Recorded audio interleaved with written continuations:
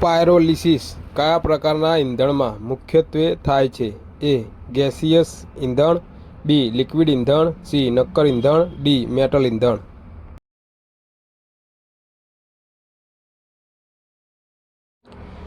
અગ્નિ સુરક્ષા અધિકારી FSO એટલે કે ફાયર સેફ્ટી ઓફિસર તરીકે નોંધણી મેળવવા માગતી કંપની પાસે તેના સ્ટાફમાં ઓછામાં ઓછા કેટલા FSO હોવા જોઈએ, જેમાં ઓછામાં ઓછા એક સ્પેશિયાલિસ્ટ ગ્રેડનો FSO હોવો જરૂરી છે? એ. 2 FSO કોઈપણ ગ્રેડ, બી. 3 FSO ઓછામાં ઓછા એક સ્પેશિયાલિસ્ટ ગ્રેડ સહિત, સી. 5 FSO ઓછામાં ઓછો એક સ્પેશિયાલિસ્ટ ગ્રેડ સહિત, ડી. 1 FSO માત્ર સ્પેશિયાલિસ્ટ ગ્રેડ.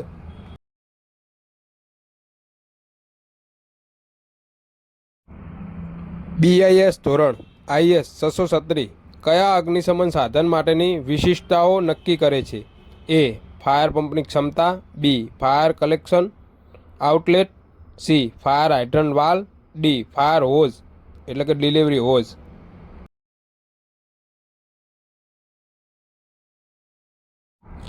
ફાયર એક્સ્ટિંગ્વિશરની લઘુત્તમ સંખ્યા અને પ્રકાર કઈ સંસ્થાના નિયમો મુજબ હોવો જોઈએ? A. ISO, B. NBC, C. BIS, IS 91 અથવા સ્થાનિક નિયમો, ડી. NFPA.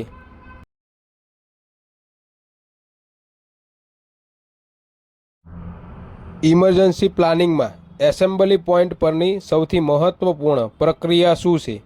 એ. ખોરાકનું વિતરણ, બી. ઘાયલોનો ફોટોગ્રાફ લેવો, સી. વાહનો પાર્ક કરવા, ડી. રોલ કોલ દ્વારા ગુમ થયેલા વ્યક્તિઓની ગણતરી અને ઓળખ કરવી.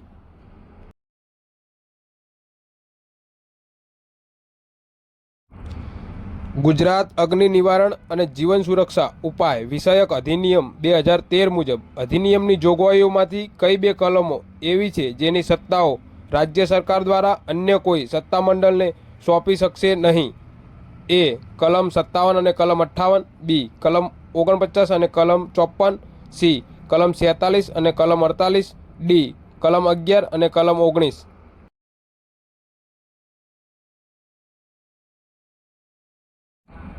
ગુજરાત અગ્નિ નિવારણ અને જીવન સુરક્ષા ઉપાય વિષયક અધિનિયમ 2013 મુજબ અધિનિયમની કઈ કલમ હેઠળ રાજ્ય સરકારને નિયમો બનાવવાની સત્તા આપવામાં આવી છે?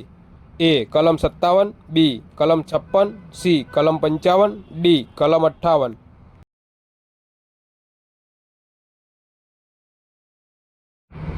GFP અને LSM એટલે કે ગુજરાત ફાયર પ્રિવેન્શન અને લાઈફ સેફ્ટી મેજર્સ નિયમો મુજબ FSO S એટલે કે સ્પેશિયલ ગ્રેડની પદવી મેળવવા માટે લઘુત્તમ કુલ કાર્યનો અનુભવ કેટલો જરૂરી છે?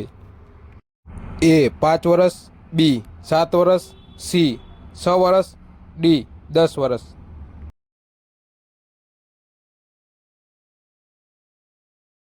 ઇમારતોમાં અગ્નિ સલામતી સુનિશ્ચિત કરવા માટે ઇલેક્ટ્રિકલ વાયરિંગના સંદર્ભમાં BISનું કયું ધોરણ લાગુ પડે છે? A. IS 1644, B. IS 1647, C. IS 1648, D. IS 1650.